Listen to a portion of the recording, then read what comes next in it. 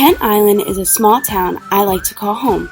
The people are nice, everyone knows everybody, and the sunsets are to die for.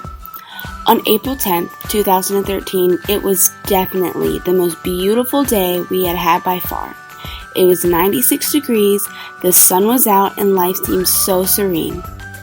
The bell had rung for school to let out, and my friend Marquis and I left with the top off the Jeep and on our way to Rita's to get Italian ice with everyone. As we sat on the hood of my car, my phone began to ring. Caitlin was on the other end with a panic in her voice. "Are you okay?" she asked. "Yeah, why?" I replied.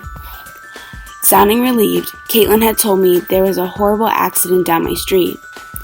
I assured her I was fine, and I got off the phone to continue hanging out with my friends.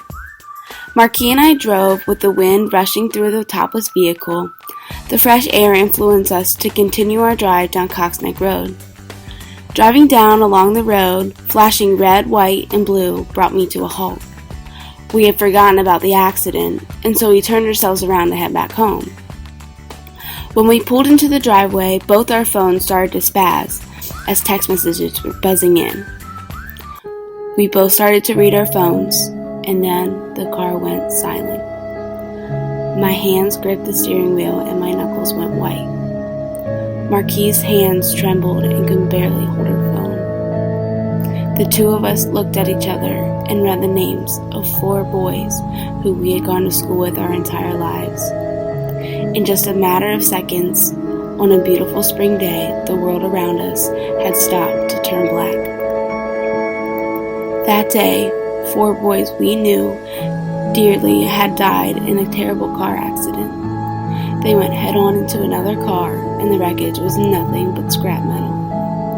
The next day at school, the loud hallways were now silent. So silent, you could hear a pin drop. I don't even think I did any work that day. My mind just couldn't focus.